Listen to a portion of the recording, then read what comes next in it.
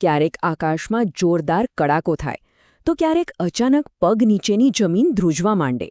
કુદરતની આ તાકાત જોઈને ડર પણ લાગે અને નવાઈ પણ.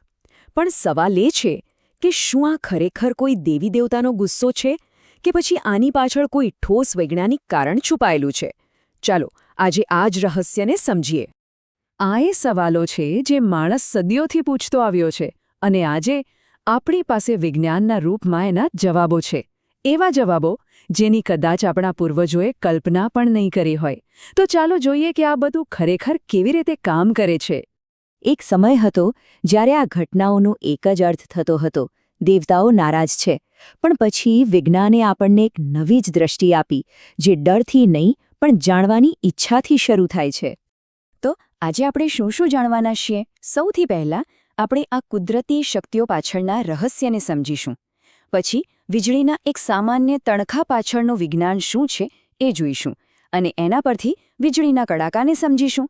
ત્યાર પછી ધરતી કેમ ધ્રુજે છે એ જાણીશું. અને હા, સૌથી અગત્યનું, આવી પરિસ્થિતિઓમાં પોતાને સુરક્ષિત કેવી રીતે રાખવા એ પણ જોઈશું. ચાલો તો આપણી સફર શરૂ કરીએ. એક એવી સફર જે આપણને અંધશ્રદ્ધા અને ડરમાંથી બહાર કાઢીને જ્ઞાન અને વિજ્ઞાનના પ્રકાશ તરફ લઈ જાય છે. અને આ જ વાત આજના આપણા વિશ્લેષણનો સાર છે. ડરવાને બદલે જો આપણે આ કુદરતી ઘટનાઓ પાછળનું કારણ સમજી લઈએ તો આપણે પોતાને અને આપણા પ્રિયજનોને વધુ સારી રીતે બચાવી શકીએ છીએ. તો આટલી મોટી ઘટનાઓની શરૂઆત ક્યાંથી થાય છે? તમને જાણીને નવાઈ લાગશે કે એની શરૂઆત એક એવી સામાન્ય ઘટનાથી થાય છે જેનો અનુભવ આપણે બધાએ ક્યારેક ને ક્યારેક કર્યો જ હોય છે. શાળામાં પેલું પ્રયોગ તો કર્યો જ હશે, નહીં? કાંસકાને સૂકા વાળમાં ઘસીને પછી કાગળના નાના ટુકડા પાસે લઈ જઈએ એટલે કેવા ચોંટી જાય? બસ આ જ છે સ્થિર વીજળીનો જાદુ. હવે જરા વિચારો, આ નાનકડો પ્રયોગ જો આકાશમાં વાદળોના વિશાળ પાયે થતો હોય તો શું થાય? આ બધો ખેલ ફક્ત બે પ્રકારના વીજભારનો છે. એક છે ધન એટલે કે પોઝિટિવ અને બીજો છે ઋણ એટલે કે નેગેટિવ. અને નિયમ એકદમ સીધો સાદો છે. અલગ અલગ વીજભાર હોય તો એકબીજા તરફ ખેંચાય અને સરખા વીજભાર હોય તો એકબીજાથી દૂર ભાગે. બસ આટલી જ વાત છે. ચાલો હવે પેલી ફૂટપટ્ટી અને કાગળના ટુકડાને ભૂલી જઈએ અને કલ્પના કરીએ એક તોફાની વાદળની. સિદ્ધાંત એનો એ જ રહેશે, પણ એનું રૂપ અનેક ગણું મોટું અને શક્તિશાળી હશે. વાદળની અંદર શું થાય છે ખબર છે? પાણીના ટીપાં અને બરફના કણો સતત એકબીજા સાથે અથડાતા અને ઘસાતા રહે છે. આ ઘર્ષણને કારણે વાદળનો ઉપરનો ભાગ ધન વીજભારવાળો અને નીચેનો ભાગ ઋણ વીજભારવાળો બની જાય છે. જાણે આકાશમાં કોઈએ એક કુદરતી ખૂબ જ મોટી બેટરી ગોઠવી દીધી હોય. અને પછી એક ક્ષણ આવે છે જ્યારે આ વીજભાર એટલો બધો વધી જાય છે કે હવા પણ તેને રોકી શકતી નથી. બસ ત્યારે જ એ વીજભાર એક જોરદાર ઝટકા સાથે વાદળમાંથી જમીન પર કે પછી બીજા વાદળ તરફ કૂદી પડે છે. આ જ પ્રક્રિયાને આપણે વિદ્યુત વિભારણ કહીએ છીએ, જે આપણને વીજળીના ચમકારા તરીકે દેખાય છે. સારું, તો આપણે વિજ્ઞાન તો સમજ્યા, પણ હવે સૌથી અગત્યની વાત, સુરક્ષા. જ્યારે પણ વીજળીના કડાકા થતા હોય ત્યારે કોઈ મજબૂત બિલ્ડિંગમાં જતું રહેવું શ્રેષ્ઠ છે. અને જો બહાર હોવ તો ઊંચા વૃક્ષો નીચે ક્યારેય ઊભા ન રહેવું. હંમેશા નીચા વૃક્ષોનો આશરો લેવો અથવા ખુલ્લા મેદાનમાં નીચે બેસી જવું. આ નાની નાની વાતો બહુ મોટો ફરક પાડી શકે છે. ચાલો હવે આકાશમાંથી જમીન પર આવીએ. એક એવી કુદરતી શક્તિની વાત કરીએ જે આપણા પગ નીચે પૃથ્વીના પેટાળમાં બને છે. ભૂકંપ કોઈ કાલ્પનિક વાત નથી, એ એક કડવી વાસ્તવિકતા છે. આપણા જ દેશમાં ગુજરાતના ભુજ અને કાશ્મીરમાં આવેલા ભયાનક ભૂકંપ જેવી ઘટનાઓ આપણને યાદ અપાવે છે કે આ શક્તિને સમજવી કેટલી જરૂરી છે. એની અસર લાખો લોકોના જીવન પર પડી શકે છે. તો વૈજ્ઞાનિક રીતે ભૂકંપ છે શું?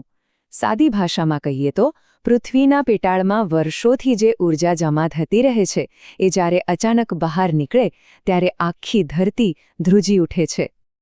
પણ સવાલ એ છે કે જમીન આટલી જોરથી હલે જ કેમ? આનો જવાબ આપણી પૃથ્વીની બનાવટમાં જ છુપાયેલો છે. આપણી પૃથ્વીની ઉપરની સપાટી કોઈ એક સળંગ પથ્થર જેવી નથી. એ તો એક મોટા જિગ્સો પઝલ જેવી છે, જેના ટુકડાઓને ટેક્ટોનિક પ્લેટ્સ કહેવાય છે. અને આ બધા ટુકડાઓ સતત ખૂબ જ ધીમે ધીમે ખસતા રહે છે. અને ભૂકંપ ત્યારે જ આવે છે જ્યારે આ મોટી મોટી પ્લેટ્સની ધાર એકબીજા સાથે ટકરાય છે, ઘસાય છે કે પછી એકબીજાની નીચે સરકી જાય છે. આ ટક્કરથી જબરદસ્ત દબાણ અને ઊર્જા પેદા થાય છે, અને જ્યારે આ ઊર્જા અચાનક છૂટે છે ત્યારે આપણને ભૂકંપનો અનુભવ થાય છે. તો આ જે ઊર્જા છૂટી પડે છે એને માપવી કઈ રીતે? એના માટે વૈજ્ઞાનિકો વાપરે છે રિક્ટર સ્કેલ. અને હા, આ કોઈ સાદો માપદંડ નથી. આમાં કેવું હોય ખબર છે? 5ની તીવ્રતાવાળા ભૂકંપ કરતાં 6ની તીવ્રતાવાળો ભૂકંપ 10 ગણો વધારે શક્તિશાળી હોય છે. એટલે કે સ્કેલ પરનો દરેક આંકડો શક્તિમાં ઘણો મોટો કૂદકો બતાવે છે. ભુજ અને કાશ્મીરમાં જે ભૂકંપ આવ્યા હતા તેમની તીવ્રતા રિક્ટર સ્કેલ પર 7.5 કરતાં પણ વધુ માપવામાં આવી હતી. આ આંકડો અત્યંત વિનાશક માનવામાં આવે છે. આના પરથી જ આપણે એની ભયાનકતાનો અંદાજ લગાવી શકીએ છીએ. આ બધું જાણ્યા પછી એક વાત તો સ્પષ્ટ છે કે આપણે સાવ લાચાર નથી. જો આપણને વિજ્ઞાન ખબર હોય તો આપણે આપણી સુરક્ષાના ઉપાયો પણ કરી શકીએ છીએ. ડરવાને બદલે આપણે તૈયાર રહી શકીએ છીએ.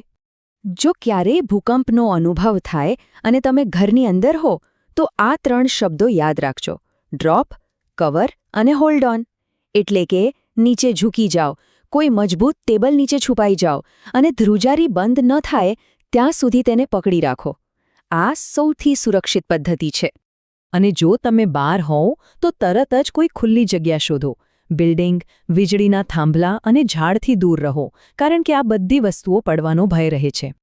આપણે વીજળી ક્યારે પડશે કે ભૂકંપ ક્યારે આવશે તેની ચોક્કસ આગાહી નથી કરી શકતા, પણ આપણે તેના માટે તૈયાર રહી શકીએ છીએ. અને આ જ સૌથી મોટી વાત છે. જ્યારે આપણે કુદરતના નિયમોને સમજીએ છીએ ત્યારે આપણે તેના પ્રકોપથી ડરવાને બદલે તેની સાથે સુરક્ષિત રીતે જીવતા શીખી જઈએ છીએ. અને આ જ્ઞાન એ જ આપણી સૌથી મોટી તાકાત છે.